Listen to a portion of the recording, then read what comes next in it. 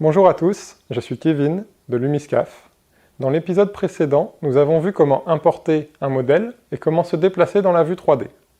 Cette fois-ci, nous allons voir comment nous organiser dans les calques de géométrie, comment recalculer les normales et comment créer de nouvelles primitives. C'est parti!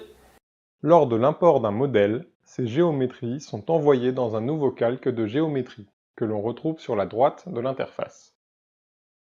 À cet endroit, vous trouverez tous les calques de géométrie présents dans la scène.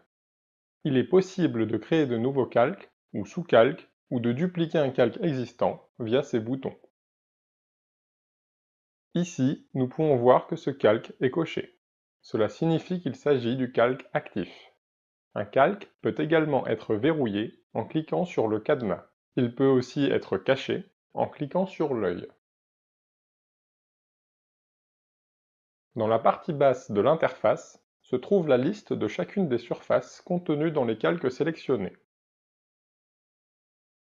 Il est possible de déplacer une surface d'un calque à un autre en faisant un simple glisser-déposer.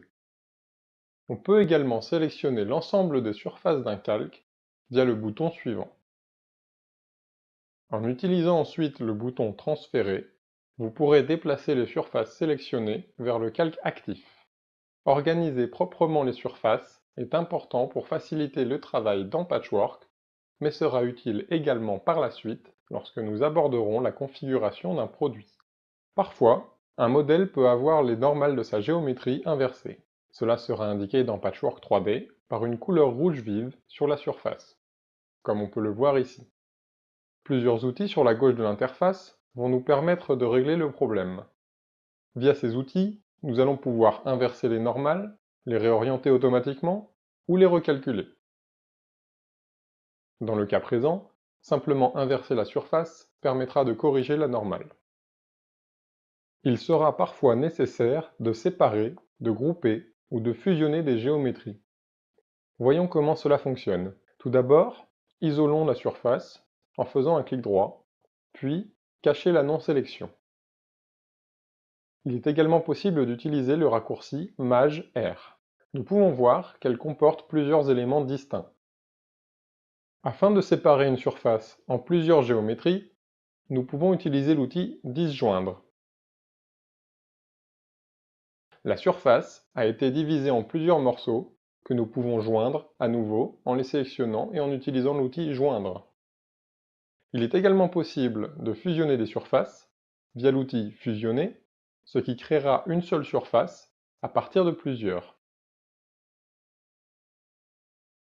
Si par contre vous avez besoin de conserver l'individualité de chaque surface, mais avez tout de même besoin de les grouper, il faudra utiliser l'outil Créer une sélection sauvegardée.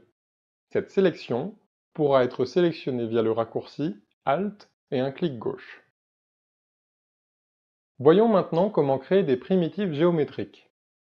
Pour cela, il faut aller dans le menu Modèle, Créer une primitive. Vous trouverez ici une liste de toutes les primitives que l'on peut créer. Nous allons créer un plan. Il y a quelques paramètres à régler, puis en cliquant sur OK, le plan sera créé au centre de la scène. Merci d'avoir regardé cette vidéo. La prochaine fois, nous apprendrons comment déplier les surfaces dans Patchwork 3D. En attendant, je vous invite à explorer le logiciel.